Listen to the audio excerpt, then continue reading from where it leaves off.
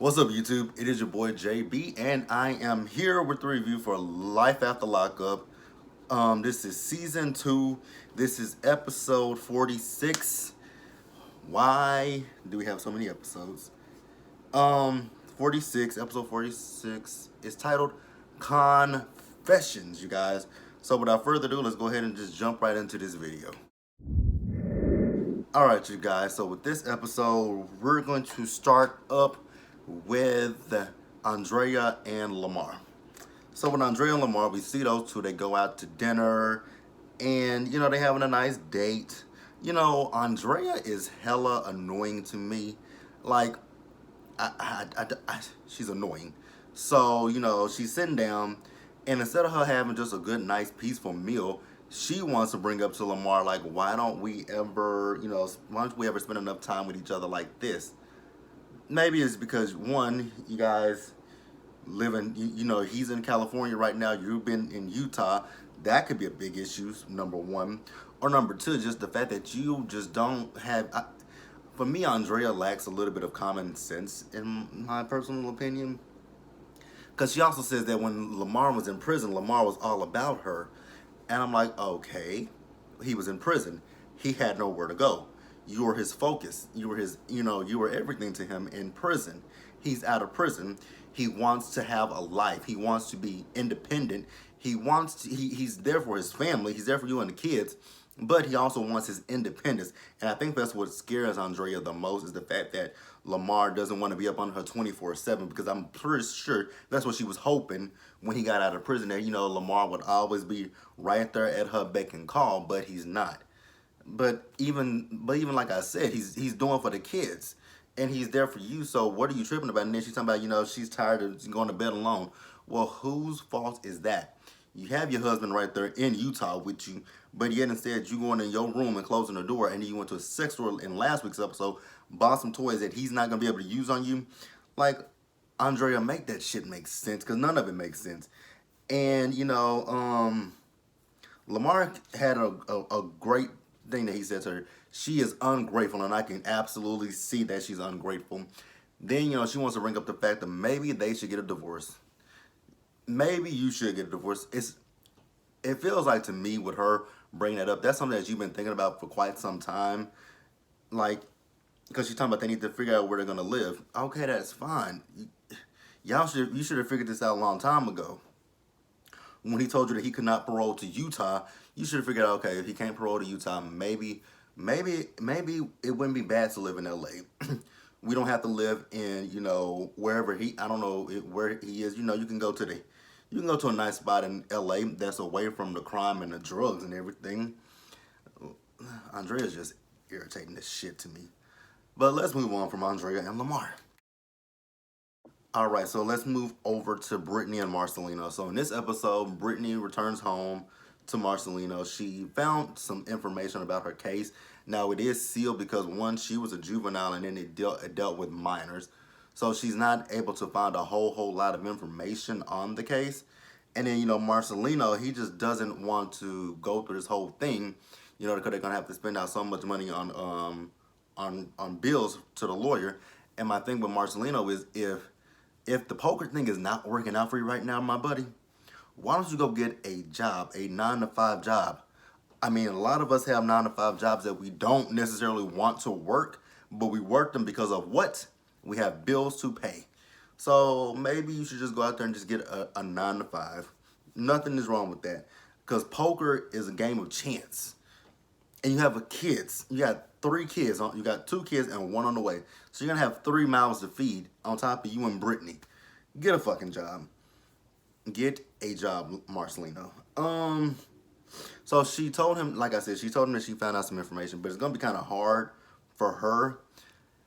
And then, she also found out that when she did go to prison and that the kids were in the system, that the courts reached out to the father to maybe, have him take the kids. And I'm thinking to myself, like what Brittany said, that is fucked up. You guys know she was 15 and 16 when she had those kids. And you guys look at how old he was. She said he was almost 30. He was a child. That's a child molester right there. Like, that's a child molester. Like, and y'all still want to give him the kids instead of trying to put him in jail for what he did to her? Come on. That is bogus and bullshit. So then we see that Brittany later in the episode, she was looking online to find some information about him. And the information that she found out about him is that he's in prison and then that he's up for parole. And she kind of knows where he's going to go when all this occurs. So I guess she wants to be there to, confront him. I just don't know how I feel about that situation. I don't. I don't know if she should confront him. I really don't think she should confront the man. Nothing good can come from that. And then also as far as the kids, how do I mean, I've stated my opinion on it. It's okay for her to want to get to know her kids, but that could disrupt those kids' lives in ways that you might not understand. That could drastically impact their lives. So, that would be something that she needs to think about. Yes, you want to get to know your kids, but you have to think about, I know you think about yourself first, but think about these kids. How will these kids react to finding out that, hey, you're my mother, you lost me to the course because, you were on drugs, you were, in prison. Just think about how those kids might feel about that situation. So that's the tidbit that I'm going to leave right there. And we're just going to move on. Alright, guys, so next up we're going to talk about Lacey, Shane, and John. So we see John. John is talking to his sister. I think her name was Jennifer. And he's still at the, the rehab facility. And, he's telling her how he's doing real good right now. Like, he's working out, he's working with their dad. And he's able to leave leave that rehab facility, but he's still governed by their rules, which I understand that. So then he also still telling her that he has feelings for Lacey. And I'm just sitting there thinking to myself, why do you have feelings for Lacey? Lacey is a piece of shit. Keeping it real with you, Lacey is a piece of shit. And, so the sister asked him, so what's going to stop you from, I know if this bitch let her dog shit in that grass by my door, we're going to have a problem. So, back to this. She's like, because like he said, he went back to jail because, after, everything that happened with him and Lacey last season, he got back into drinking and drugs. So his sister said, so what's going to stop you? Like, what if those triggers come up again? What's going to stop you from, what's going to stop you from doing the same thing again? And that's a good question. And, the sister's also talking about how the fact that she doesn't like Lacey. She never liked her in the 15 years that she's known her. She's manipulative. She's spot on with them. Lacey is definitely manipulative as fuck. And, she completely manipulative. I like her sister because the sister is like me. I get it. John wants to be with Lacey, but Lacey's not good for you. She's not good for you. I don't even think she's good for Shane, to be quite honest with you. And, John feels like she might divorce him sooner or later. Do I agree with that? Possibly. But I don't know why John wants to, that's a toxic, and the sister also said that John and Lacey are toxic. I agree with that assessment as well. So I don't know why John would want to put himself in a situation like that with a person like Lacey. A person like Lacey is all about herself and all about the drama that she can create. Because that's all Lacey cares about is drama. So then we move over to Lacey and Shane, who are out roller skating. So Shane, decides to tell Lacey that he cheated on her. And this is before they got married. So she's like, so why did you get married to me? And he was like, because I love you. And she was like, well, you could have told me before. He said, but I thought you would have gotten mad. She said, well, you didn't really give me a choice. I guess this is payback for what I did with John. It's not necessarily payback, but you can't get mad at him for doing said thing that you did to him. Because you were stringing him along. Because for a while, you didn't even tell him that you were engaged to John. He didn't know nothing about John. So Lacey is a hotbed of hypocrisy. hypocrisy, contradictions. She's just all over the place. And I'm just sitting here like, hello, pot, me kettle. Like, pot, me kettle. You can't judge, you can't get mad at him. But she did get mad at him and she ended up leaving him. I'm like, wow. So you got mad because he was with the girl before you guys got married, but yet instead you was with John before you got married. Okay. Okay. Okay, duck lips, blow up doll. If that's what you want to say, let's move on. All right, you guys. So next we're gonna move over to Angela and Tony. So Angela is still sitting out there in that car with her cigarette lit.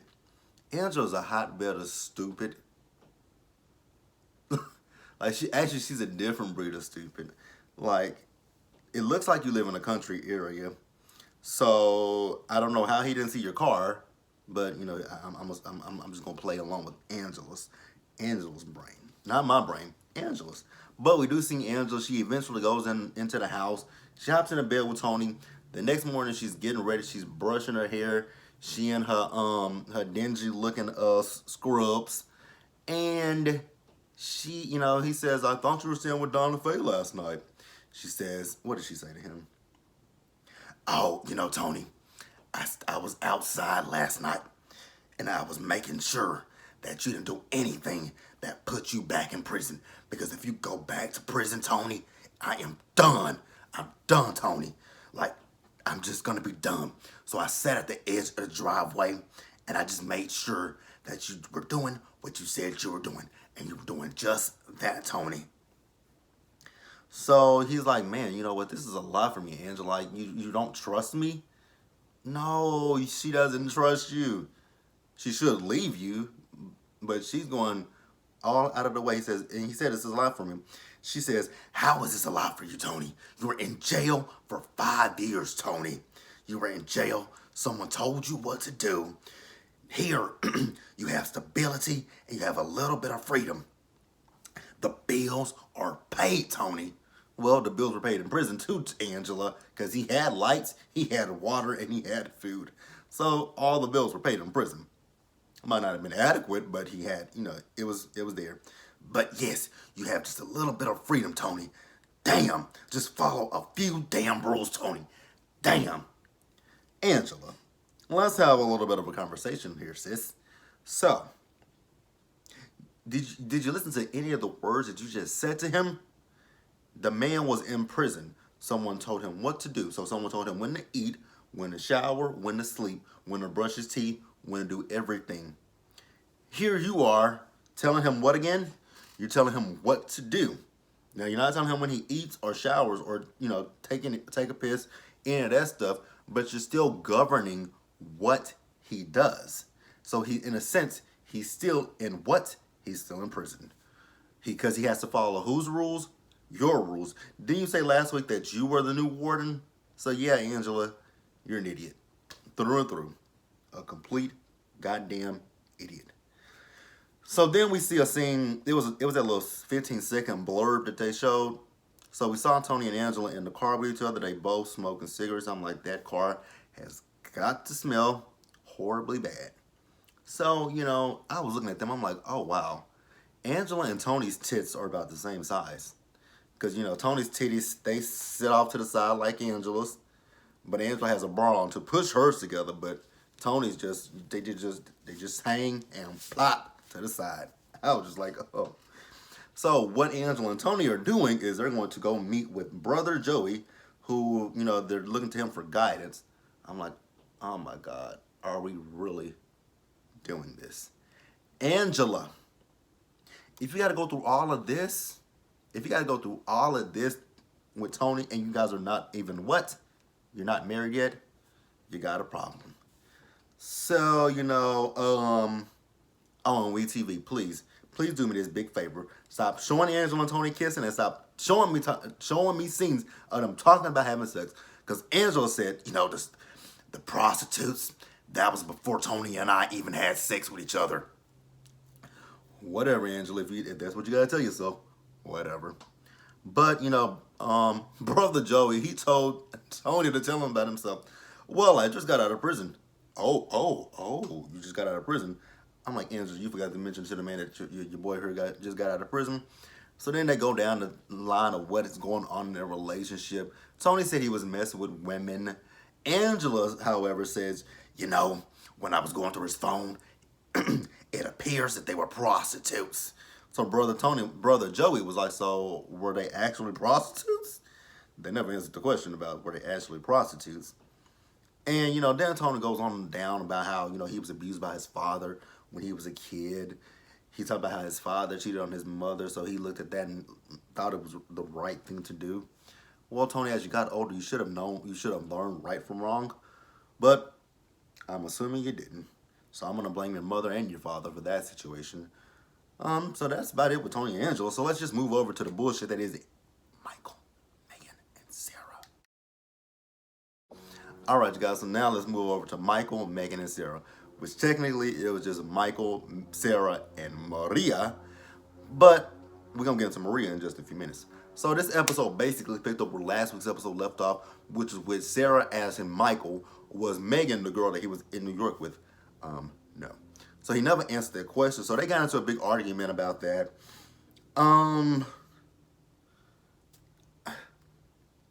So I mean, let me see if I can. Okay.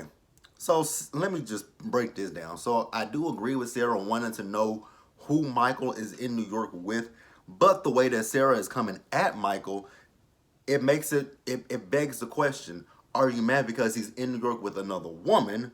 Or are you mad because he's trying to take your kids to a hotel with another woman? Like, which one is it? Because it just seems like she's more so mad that he's there with another woman, not the fact that he's trying to take their kids to meet another woman. Now, that would be something that I would be upset about. I'd be like, you know what, Michael? Cool. You want to take the kids? That's fine. But how did you get here? You don't have a job. You don't have any money. So how did you get here? Where are you staying? And who are you staying with? Those would be the questions that I would ask Michael. And I would ask him in a calm way. I wouldn't be like, so you coming up here with another bitch? And that black scent. That black scent was in full force this episode. So then he, like I said, he ignored her. And she said, what's that on your motherfucking breath? I'm like, Sarah, where did this I'm still trying to figure out where this black scent comes from. Because I wish that I could be like you. I really wish I could be like Sarah. I wish I could, be black sometimes and then turn white. Like, it would be so cool to do that. Not really. I love being black. But I'm just saying, God, I would just love to be able to turn my black on and off. But I can't because it's all over my body. What's that I smell on your motherfucking breath? She says, it's alcohol. He said, how is it alcohol, bitch? When he called her a bitch, I'm like, oh, shit. She finna flip out, and lo and behold, she flipped the fuck out when he called her a bitch. Don't you call me no motherfucking bitch. Get the fuck out. Get the fuck out. I'm like, here she go with this, her and his black sin. I just cannot with Sarah and his black sin. So, after, she went in her room, she kicked him out, closed the door, went to her room, and then, after she came out, she was calm. She was white girl Sarah. So, Michael, did you or did you not tell our daughter, Aviana, that you were going to come up here for Father's Day? I was going to buy you a ticket. I gave you all the information. So did you or did you not tell her that? Michael didn't want to answer that question because that would make him look like an ain't shit motherfucker. Now, so then, she turned that black scent right back on, somebody, go have a family with another person and leave us the fuck alone. Leave us alone. And then Michael was like, you want to be with me so badly. She said, what I want to be with, you ain't shit. You ain't shit. I'm like, Sarah, what I want you to stop doing is stop watching Love and Hip Hop. Stop watching Love and Hip Hop New York, Atlanta, Hollywood, Miami. Stop watching them. Stop watching them and stop mimicking them because you're not black. Like, that is what just bothers me with her. The fact that she turns it on and she switches it off to white girl. Because when she's interviewing with the producers, she's prim and proper Sarah.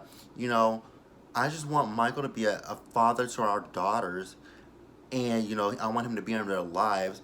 I don't care that Michael doesn't want to be with me, but just be there for our kids. But then when you're talking to Michael, you ain't shit.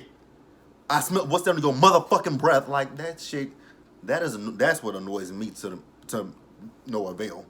Now, here's another thing that annoys me about Sarah. Now, one baby was fine. I'm not gonna one baby. I'm gonna give it to her. You know, she might not have knew what kind of a father Mike would have been at that point. But when you had Aviana, why would you then go back and have another kid with him? I don't care if you're married to him. Why would you have another kid with a dude if he wasn't doing shit for your first child? That's borderline stupid. It ain't borderline stupid. It is stupid as fuck. Why would you do that? That is ridiculously stupid. So Michael does end up leaving, and I'm like, finally. So then he goes back to Maria, old looking ass, and she's out by the pool, and he tells her what happened. Now, Maria said one thing that I definitely, actually, she said two things that I agree with, but this one, the first thing that she said was, you know, because he told her everything that happened with Aviana, and she said that, you know, all that stuff that Aviana has heard from Sarah. I definitely agree with that. That is something I can 100% agree with. Michael's talking about he gonna take, you know, he needs to go to court. Well, if you go to court, you might also be on child support. You know that, right? Oh, that's right. You ain't got no job. So Maria tells him that, you know, he needs to figure out how to spend time alone with his kids. I agree with her on that one. He does need to figure out how to spend time with his kids. He needs to figure out how to spend time alone with his kids without you around. Or if he's going to have you around, at least introduce you to the kid's mother so that way she'll be like, okay, I've met Maria. I still don't know Maria, you know. Then, you know, we got to hang out a little bit more. We got to get to know each other. And then if I feel comfortable with you being around my kids, cool. But if I don't feel comfortable, I'm not going to just let my kids go and, you know, hang out with their father and be around a woman that I don't know anything about. So this woman, so Maria is hella stupid. She's just as dumb as Megan and Sarah is. So, you know, she's talking about that Sarah is mad because he don't text and call her. Yes, she is mad about that. But I don't think, well, she could be mad about the fact that he don't text her and call her to see her. But the main thing is, it's the kids, it's the children. Like, he doesn't take care, he doesn't see his kids. Like, the baby is a baby. Aviana is 4. So he has to reach out to Sarah in order to get to his kids. Like, that is stupid. To try to make that insinuate. Maria's stupid. And then she's talking about, you know, they got to look into plan B. I'm like, oh, God, what is plan B? What is plan B? But you guys, that was the episode. Be sure to like this video, leave your comments, subscribe to the channel, hit that bell notification button so you guys know when I drop anything, share this video, and I will see you guys later. Peace.